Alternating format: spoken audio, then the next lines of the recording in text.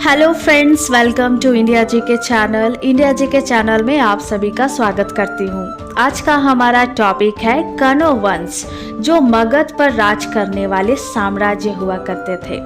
Topic बहुत ही छोटी है पर बहुत ही इम्पोर्टेंट भी, तो वीडियो को बिल्कुल भी स्किप मत करना। तो दोस्तों, कहानी को शुरू करते हैं।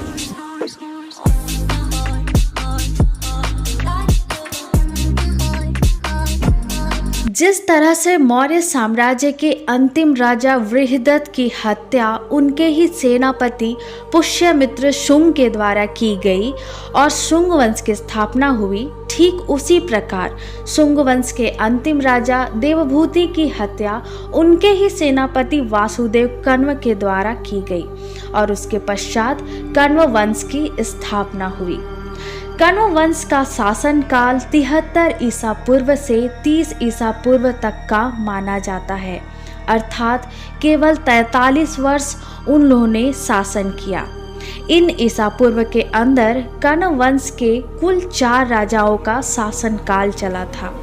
एक वासुदेव, दूसरा भूमिमित्र, तीसरा नारायण और चौथा सुशर्मन। और आज हम कण्व वंश में इन्हीं सारे राजाओं के बारे में जानेंगे और कण्व वंश की पूरी अच्छी तरह से जानकारी हासिल करेंगे। कण्व वंश के प्रथम राजा वासुदेव को माना जाता है, जो शुंग वंश के अंतिम राजा देवभूति के सेनापति हुआ करते थे।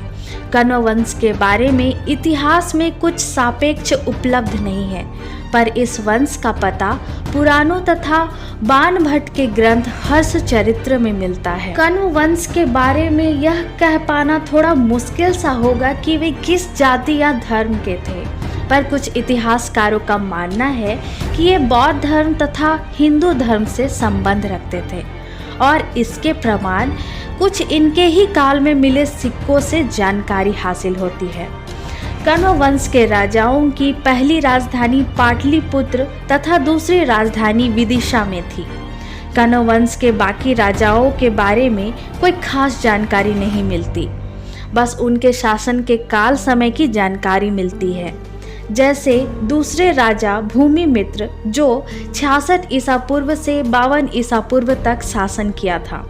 तीसरे राजा नारायण, जो 52 ईसा पूर्व से 40 ईसा पूर्व तक, तथा चौथे राजा सुशर्मन, जो अंतिम राजा हुआ करते थे, वो 40 ईसा पूर्व से 30 ईसा पूर्व तक राज किए थे।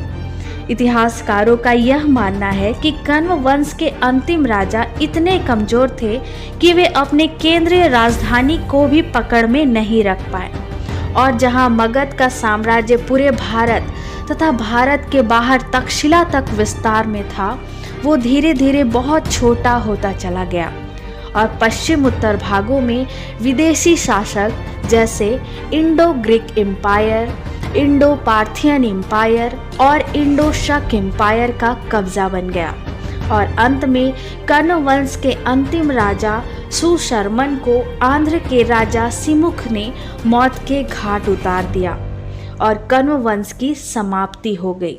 इसके बाद सिमुख के द्वारा सातवाहन वंश की स्थापना हो गई। और इस तरह से हिस्ट्री को इंटरेस्टिंग तरीके से जानने के लिए इंडिया जी के चैनल को देखते रहे। तो ये छोटी बट इम्पॉर्टेंट टॉपिक अगर आपको नॉलेजेबल और हेल्पफुल लगी हो तो प्लीज़ हमारे चैनल पे विजिट करें और लाइक एंड सब्सक्राइब करें। अगर कोई भी इशू हो तो आप हमें कमेंट ज़रूर कर सकते हैं। तो मिलते हैं नेक्स्ट टॉपिक पे नए वीडियो के साथ में। तब तक के लिए जय हिंद, वंदे मातरम।